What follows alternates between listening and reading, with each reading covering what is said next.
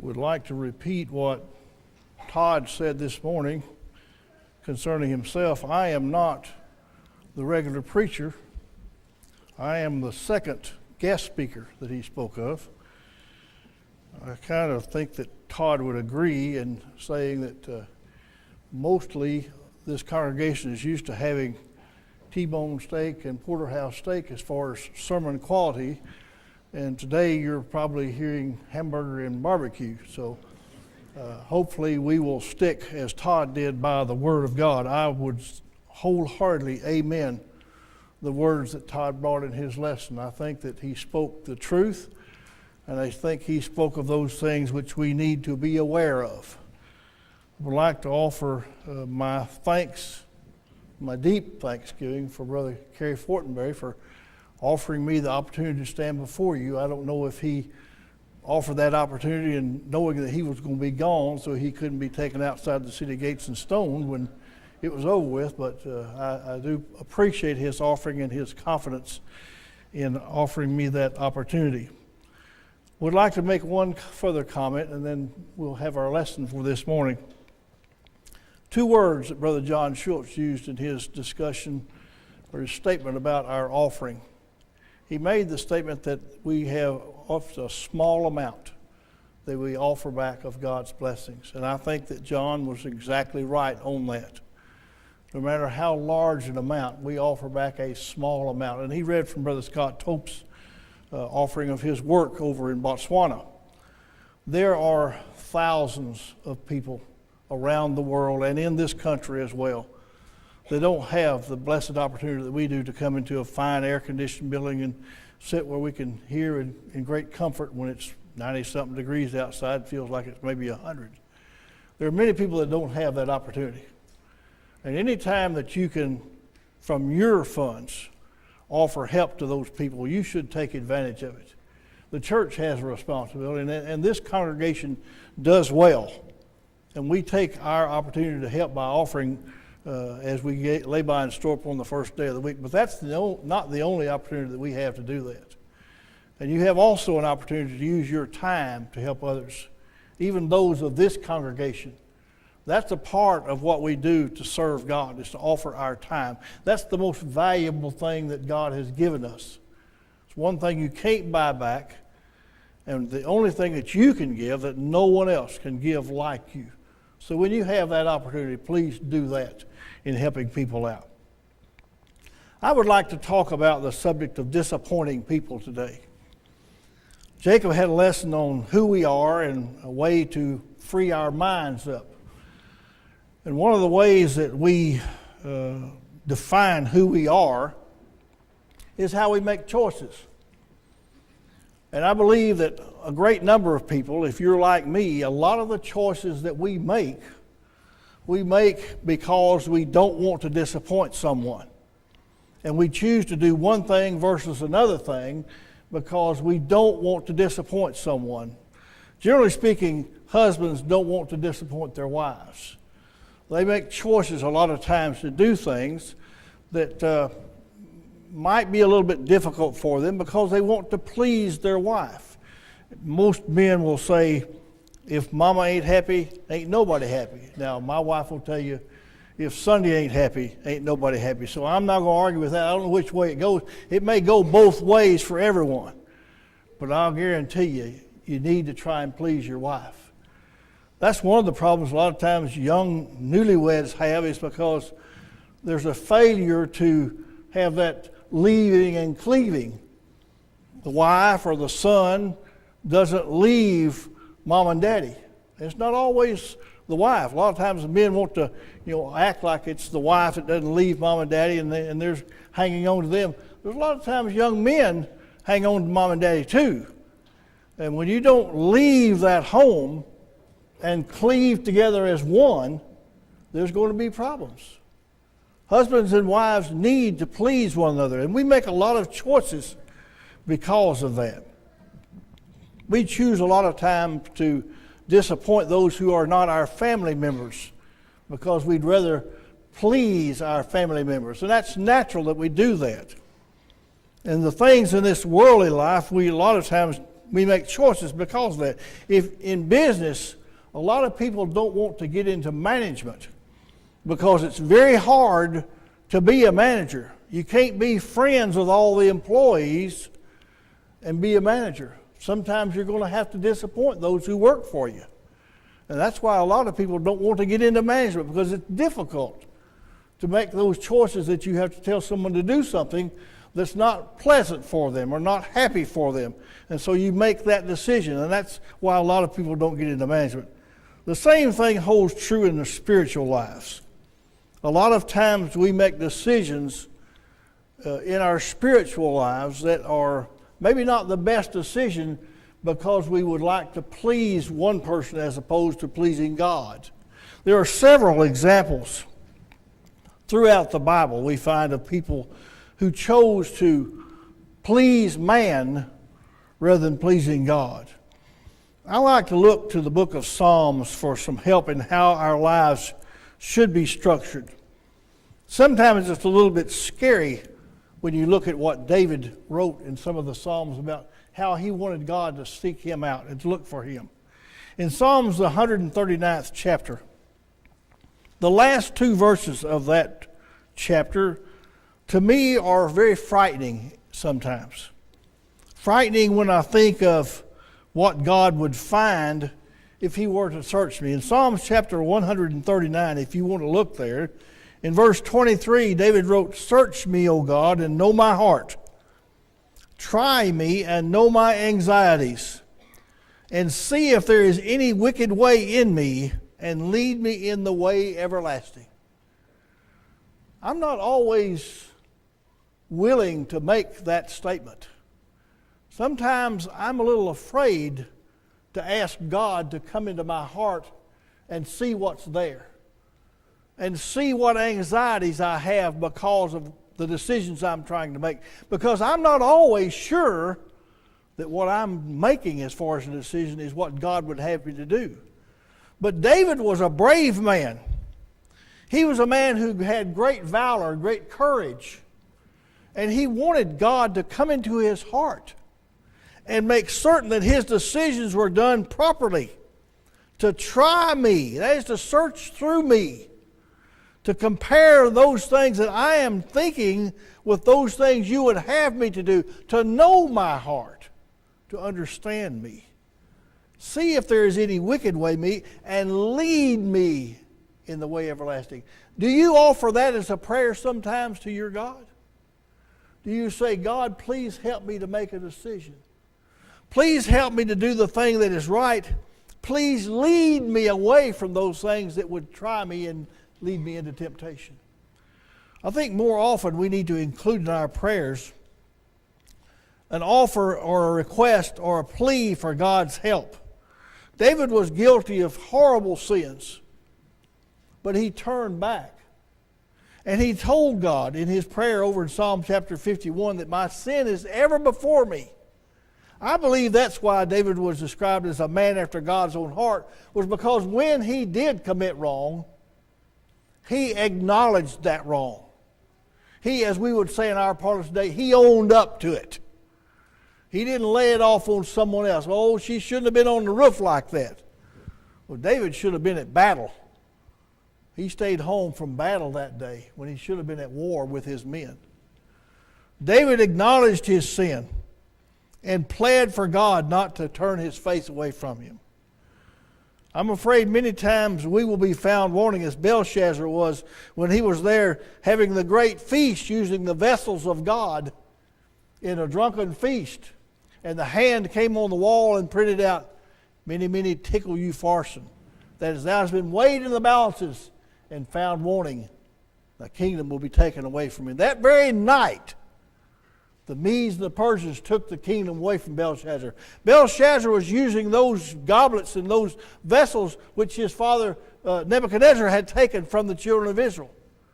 And he was found wanting in the things that he did. How many times will we, when we plead before God for direction, find out that we are found wanting? We have fallen short of God's will.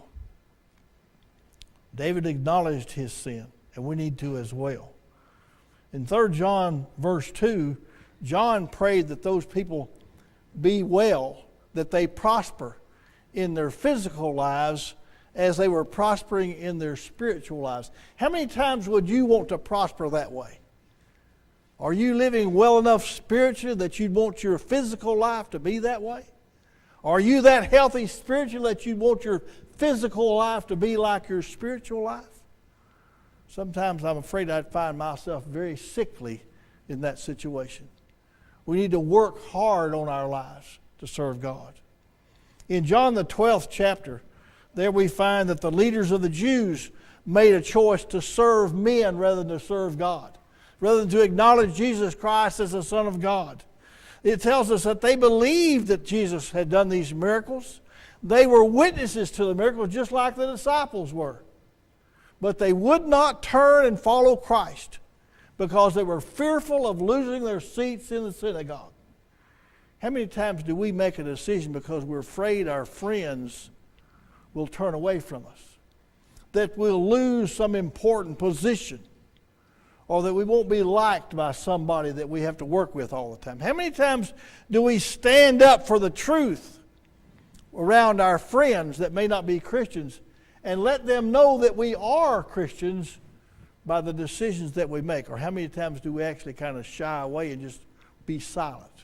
Somebody tells a bad joke and we don't laugh, so we think we're doing pretty good, but we just remain silent. We don't say, that's not something you should be talking about. That's something you should be ashamed. We need to step forth and show ourselves as Christians.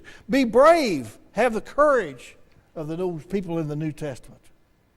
Joshua, we're going to be talking about him next week on our Sunday morning class. We're getting ready to get in the 24th chapter of the book of Joshua. Joshua there challenged the people of Israel.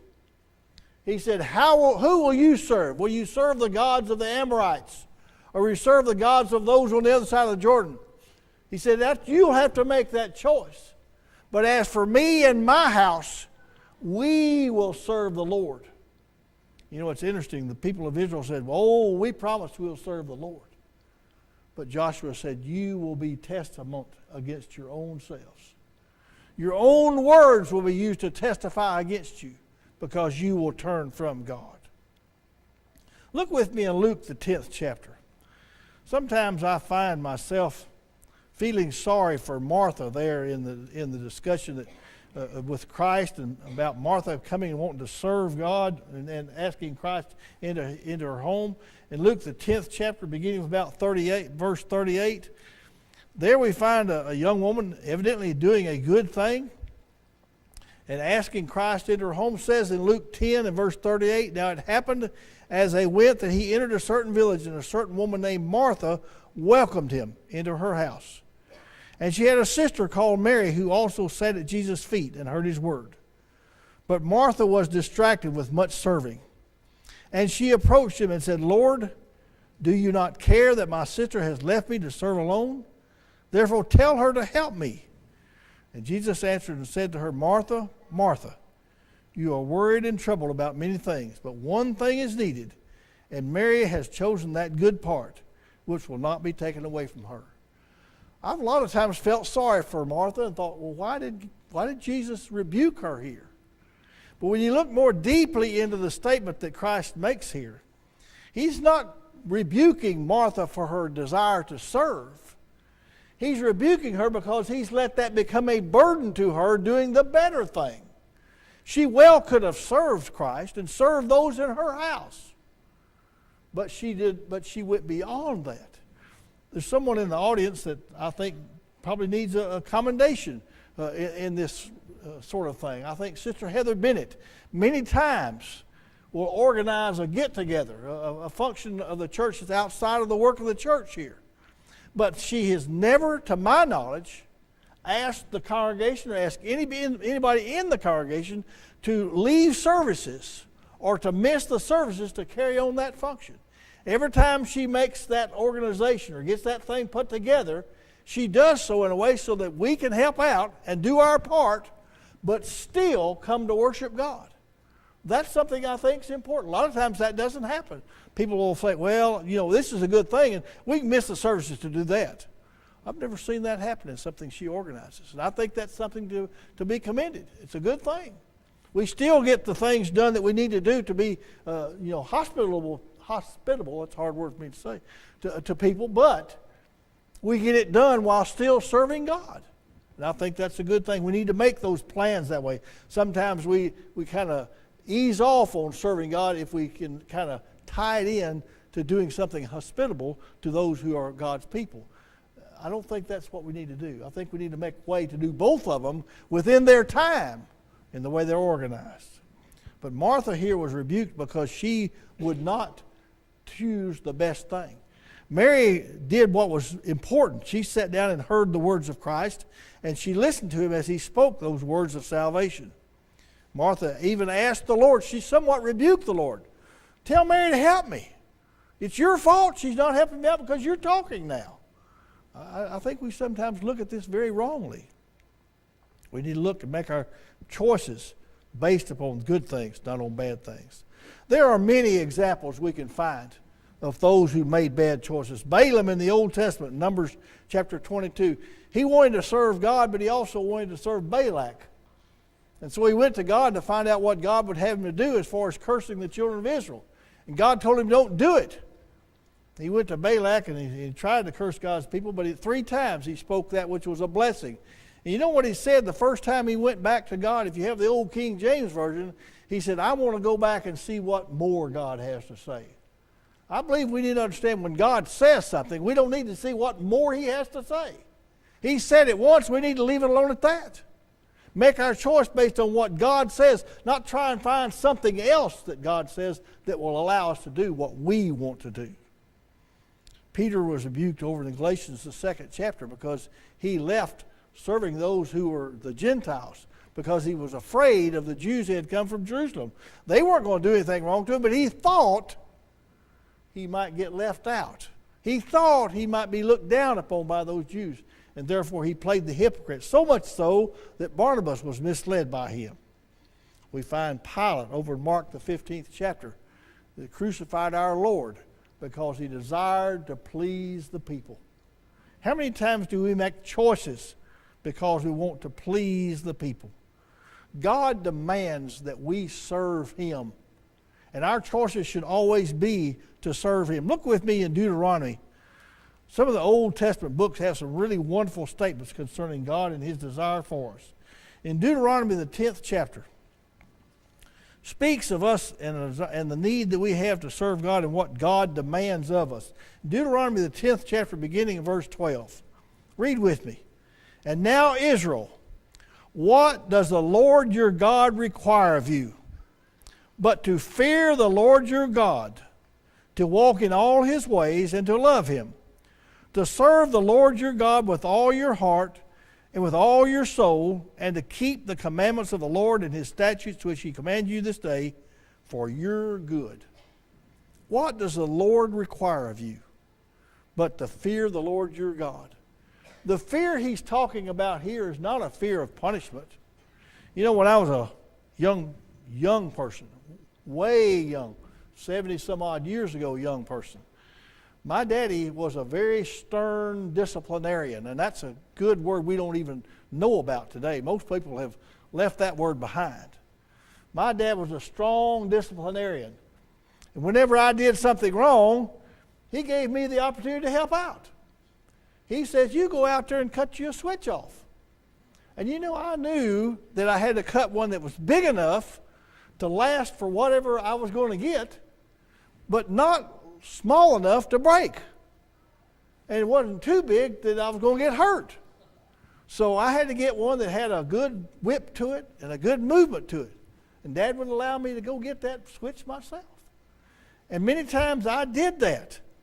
It came from time then I feared being whipped. I feared the pain. Obviously it didn't last too long, but I feared that. But as I became older and had years behind me and understood what he was doing, that kind of pain changed to a fear of disappointment.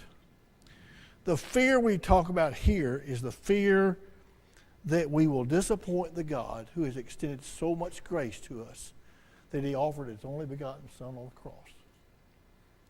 Once we have come to that kind of fear, fear becomes love. It's a fear that we will disappoint the one who gave everything he could for us.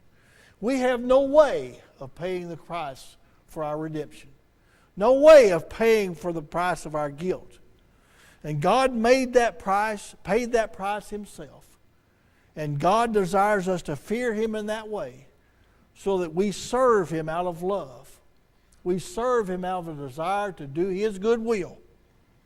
And once we've come to that point, we will start to make decisions that are based upon good things, not upon serving man. We know that persecutions will come in this life. Every Christian will suffer persecution.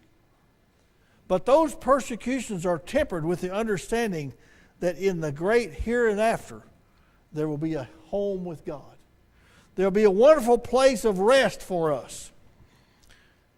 In John chapter 6, Christ was talking about the things that were going to come to pass as far as his life toward the end. That he would pass from this life, and many of his disciples were disappointed with that. And it says, they were told as he spoke there, that many disciples left him and walked no more with him. And he asked Peter, said, will you also at this time leave me? And I think Peter's response was one that we need to think seriously about. Peter responded that there was no one else to go to. To whom shall we go? Thou hast the words of eternal life. Who are we going to go to besides Jesus Christ? Who are we going to go to when we make a decision but Jesus Christ? Do we make our decisions based upon worldly things or upon things that will be eternal?